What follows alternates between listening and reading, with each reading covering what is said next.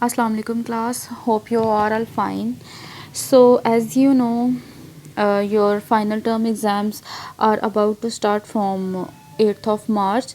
So I'm going to discuss your paper pattern plus marks division. So listen it carefully. Your paper will be total marks of your paper will be 40, 20 marks for objective and 20 marks for subjective.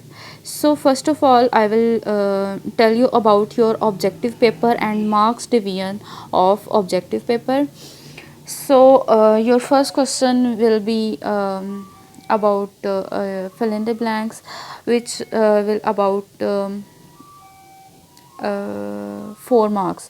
आपकी सबसे पहला question जो आपका है वो fill in the blanks का है, जिसके 4 नंबर उसके टोटल होंगे. ठीक है, टोटल आपको फिल इन द ब्लैंक्स 8 दी जाएंगी और उसमें आपको 4 मतलब हर एक फिल इन द ब्लैंक्स जो है वो 0.5 मार्क्स की होगी. सो नेक्स्ट क्वेश्चन जो आपका होगा वो ट्रू और फॉल्स होंगे स्टेटमेंट्स. 3 मार्क्स का होगा. टोटल 6 स्टेटमेंट्स होंगी, 0.5 ईच. सो इसमें आपको स्टूडेंट्स बी केयरफुल कि आप जो है वो ट्रू एंड फॉल्स जो है उसका मार्क नहीं लगाएंगे, बल्कि आप ट्रू एंड फॉल्स स्पेलिंग्स के साथ लिखेंगे. And if the statement is false you have to rewrite the statement.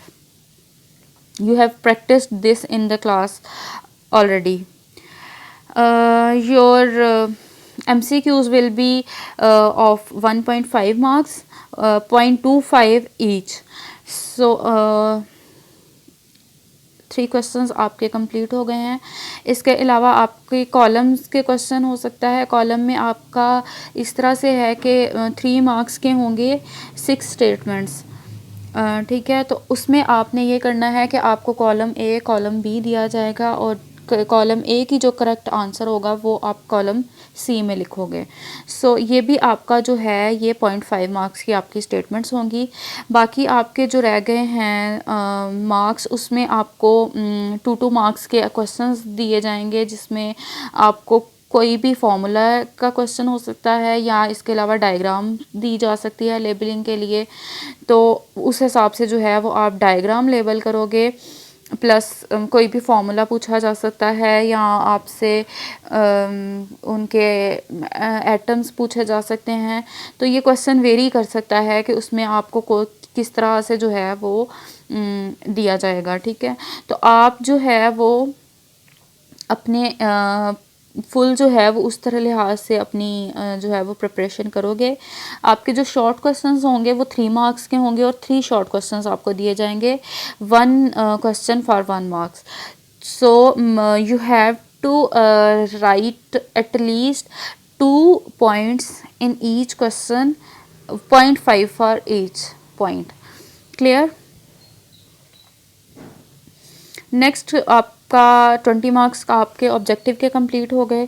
अब आपका आ जाता है सब्जेक्टिव. सब्जेक्टिव जो है I told you already that subjective is also for 20 marks. So question total 5 questions will be in your subjective and you have to attempt all the questions, and if any diagram is required in any question you have to draw it.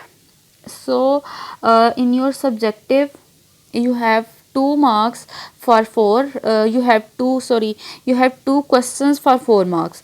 मतलब आपके 2 questions जो होंगे वो 4 number के होंगे और बाकी आपके जो क्वेश्चंस होंगे वो 3 मार्क्स के होंगे.